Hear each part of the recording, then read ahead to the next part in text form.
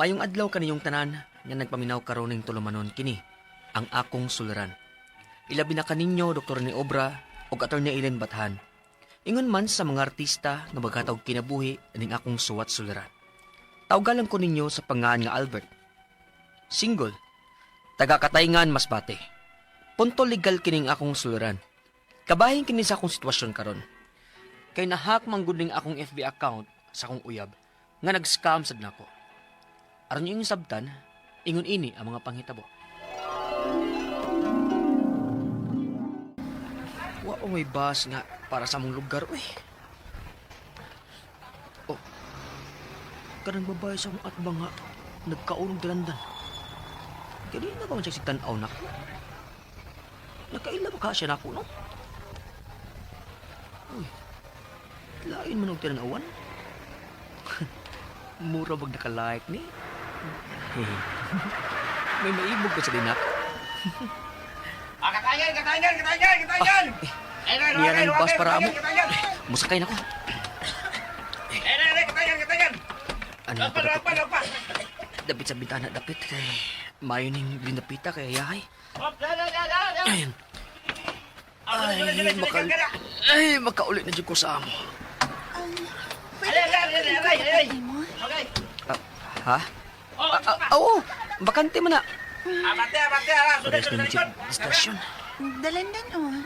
Kaan ka? Ha? Salamat. Ako din si Em. Ikaw? Ako din si Albert.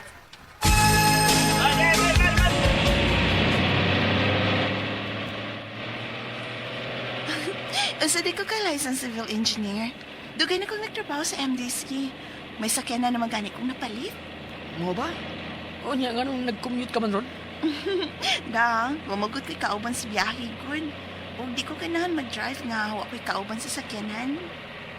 Ah, Unsa di trabaho ni mo? estudyante pa ko. Maong, nalang ko'y kuhaon nga ubang paper sa amo. Unsa may kurso ni mo? Criminology. Magpulis di ay ka.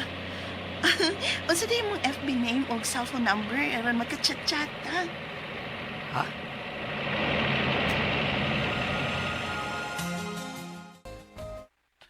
Ha? Hambuga. May kachat-chat naman. May aim naman. O engineer ba yun? Pero bro, uyawan mo ko ng bayhan na, eh. Iyawan ka? Nga naman. Usahay man gud. Mag-live nga, mag-attempt og suicide. Ha? Lagi. Nanghigot og PC. Maglaslas. Uy, so may problema na nga. Dato mo ka na. Naluoy ba ako niya? Mo nang i-comfort na ko siya kung daw na kasi siyang kinabuhi. Agoy, ma-inlove ka na, bro. Magkauyab gimana, bro. Di pong yaban na bito na ako, bro. Aw, interesado gila ka na niya. Ako muna. Good luck, bro. Good luck. Salamat sa comfort, Al. Ug tungod ana, gisugot na taka. Ha? Gisugot ako ni mo, Em? Em, salamat! Salamat kayo! I love you!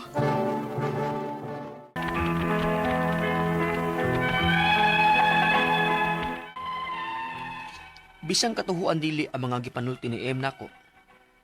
Apa na-develop ko niya diyang ako'y tig-comfort niya.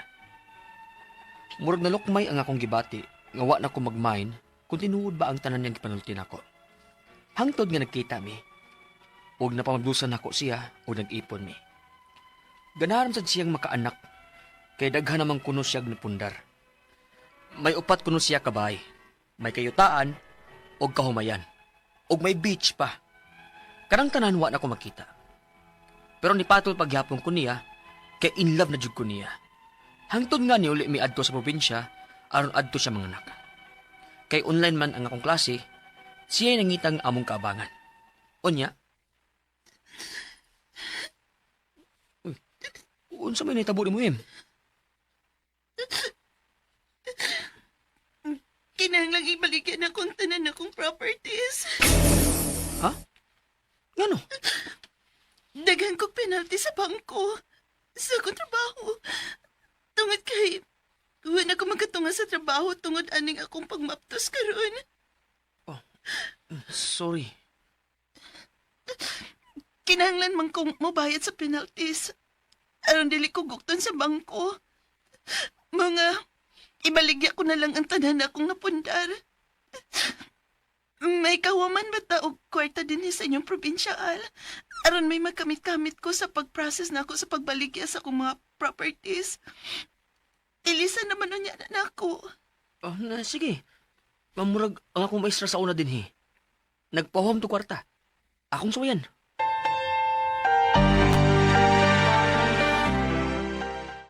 Makapahuwam ko nimo pero magkinalang tag ko maker al. Bisag imong lola ug lolo lang ang atong papirmahon. Ay, ma'am, di na ko sila iapil-apil, mamay. Kasabaan niya ko. Kuan na lang, ma'am. Kani, ma'am. I-collateral lang na ako akong motor. May ORCR man to.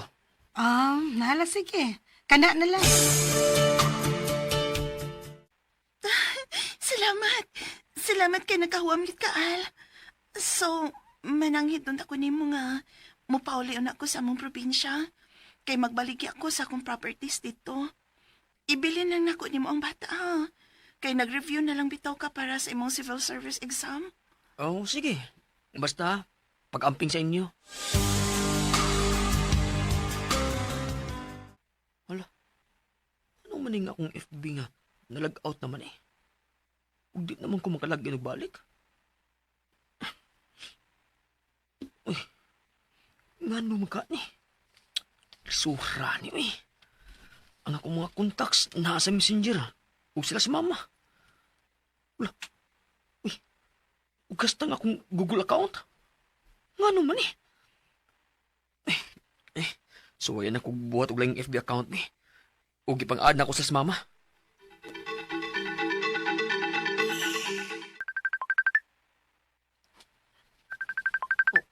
Si mama. Matawag mo na yun. Hello, ma.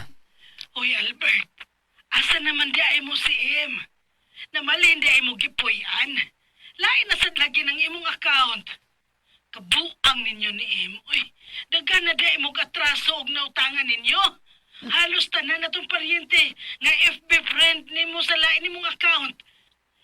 Dong gipost baya mo sa inyong mga nautangan nga mga scammer ko no mo. Unsa?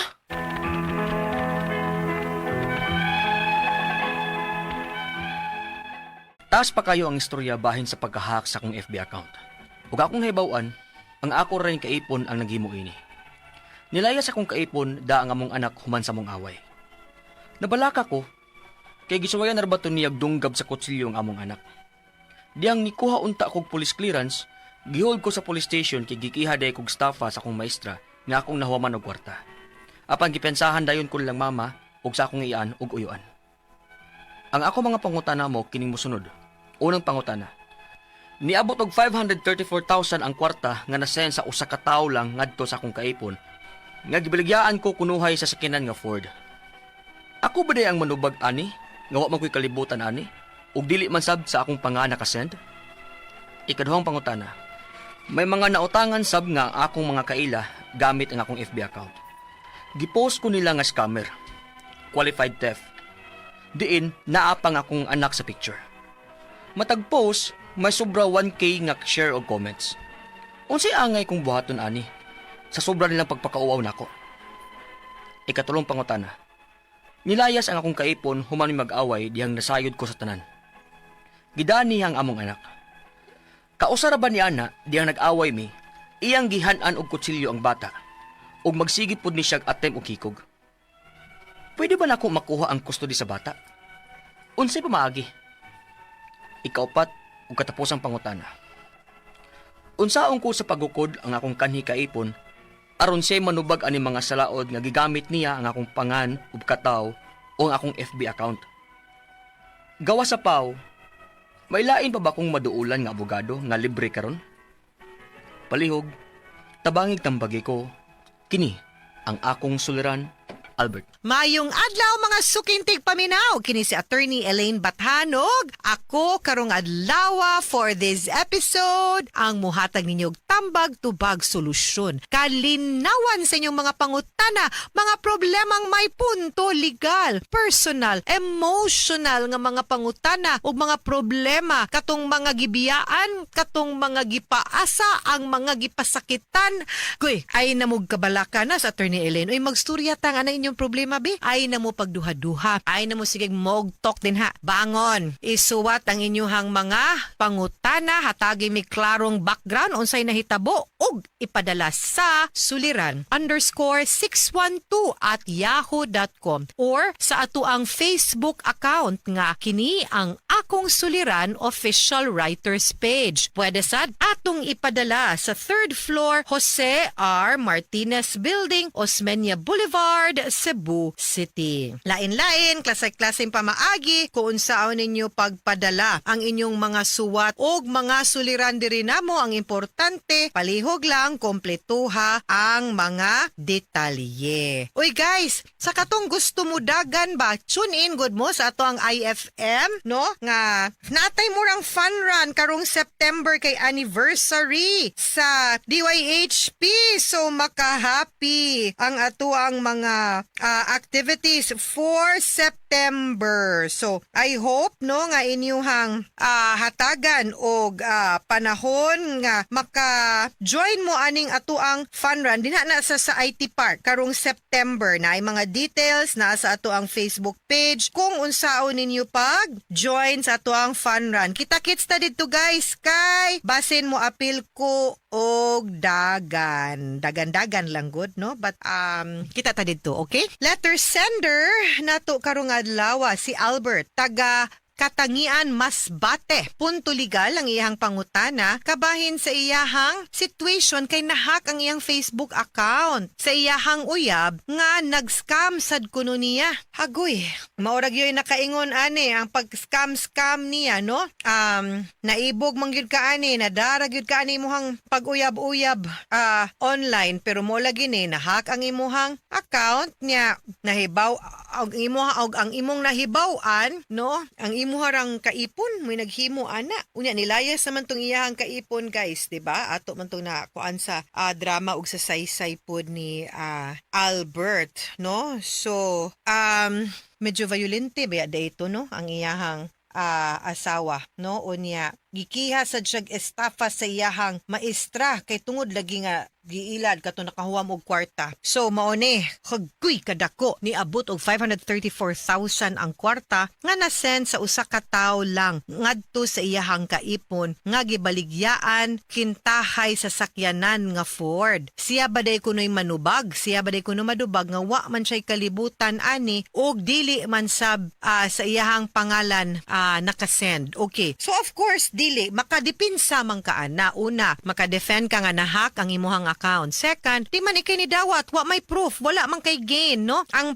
kaning mga kaso sa estafa, ang kaning pagpangawat, ang kanang intent to gain. If you did not benefit anything and there is no link or proof nga ikaw ang naka-benefit or nakadawat sa kwarta, di man ikay gipadalhan, then pwede ra gyud na nimo malutsan nga dili ikaw ang manubag og makihaan. Okay? Ikaduhang pangutana guys, may mga nautangan sad ang iyahang kunong nga iyahan, may mga nautangan sad kunong nga iyahang mga kaila gamit ang iyang Facebook account. Believe ba no? Gipost ko nila nga scammer. Gipost ko no siya nga scammer. Qualified theft, magnanakaw. Diin naa pa ang iyahang anak sa picture. Ay, matag post may sobra 1,000 nga share ug comments. Halaha, unsay angay kuno niyang buhaton. Kay grabe ilang pagpakauwaw. Okay. Kana di gyud na butang talang, no, butang talang. Ikaw mismo ang nangilad even if ikaw Albert dili sakto, dili makiangayon nga i-post kanila. The remedy nga dapat nilang buhaton mo kiha nimo ug dili mo pakauwaw nimo. That is prohibited under the cybercrime law. Cyber libel ang tawag ana, posible sad ganig ma-cyberbullying og dili sad pwede, no, nga ipakita ang picture sa bata kay menor de edad man ni. So daghan kay sila violation under the law. Nga pwede nimo sila mafailan og kaso. Maski pag tinuod, samot na nga dili tinuod kay dili man ikay nangilad. Katuman ang imuhang ex, itong imuhang kapuyo, no? So dili. Muna ako ang gina-advise, no? Guys, dili gyud nato gamiton ang social media sa pagpakauwaw, panaot, pagpahungaw sa ato ang gibati wherein bati na ang ato ang masturya, dili nindot as against another person because sometimes guys no, mo border baya na siya sa pagpanaot or libel. Maski pag tinuod, the fact nga inyong gi-publicly and openly gipakauwawan, na di man siya, sakto man angin rin siya pakauwawan attorney, kay kasaman. Nangilad man, no. Your remedy is not to insult, is not to embarrass. Dili na mao ang ato ang solusyon. Naatay balaod. Mubitong naatay mga balaod. That is why we have laws to promote order. Para kung nayatakan mangganita, naatay remedyo kung unsaon nato pag-address kaning mga nanapak nato. Dili nga mubuhat pud ta og lain nga butang nga gidili pud sa balaod. Okay? So, no? So dapat dili ra pug kanila i-post kay sayop sad na ang ilahang pamasangil sa imuha. Kibaw ba sila nga kanang samot na nga kibaw sila nga nahack ang imong account. Ikatulong pangutana, nilayas ang akong kaipon human mi mag-away dihang nasayod ko sa tanan. Gidala niya ang among anak. Kausara ba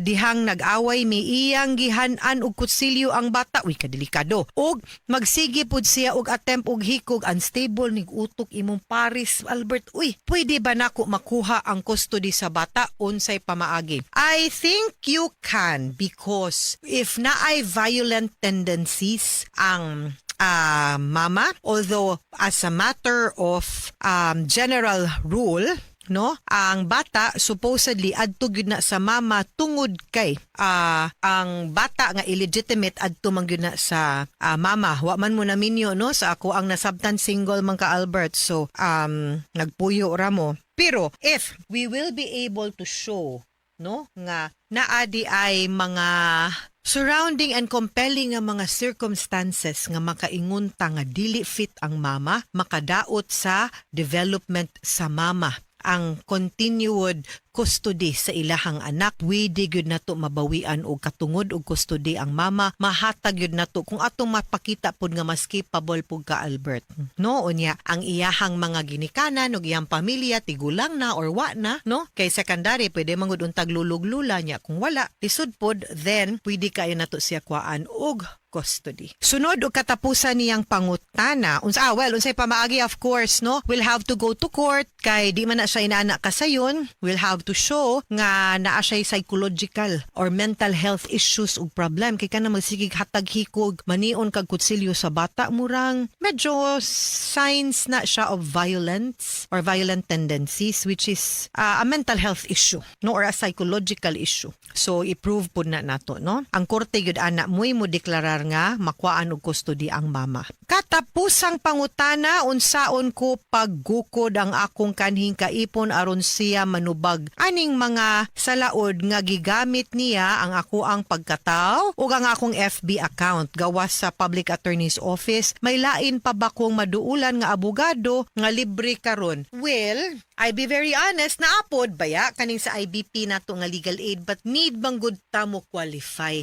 no? Of course, ang kaning mga serbisyo nga legal nga mahatag na tug libre para gyud pod sa katong qualified nga mga indigent or katong mga kliyente nga wa gyud capable means to pay a lawyer, no? So if you are qualified, Albert, pwede po ka modulog dito sa IBP, Integrated Bar of the Philippines, Cebu or Cebu City Chapter, or sa Public Attorney's Office. Mga sukintig paminaw, hinaot unta nga namoy nakutlo na pagtulunan karong adlaw kini si Attorney Elaine Bathan. Daghan kayong salamat sa inyong pagpaminaw sa atong tulumanon. Hangtod sa sunod nga sugilanon, dinhi gyapon sa tuang programa kini ang akong suliran gikan sa RMN Production Center, Radyo Mo Nationwide. Tatak RMN, daghang salamat og maayong adlaw.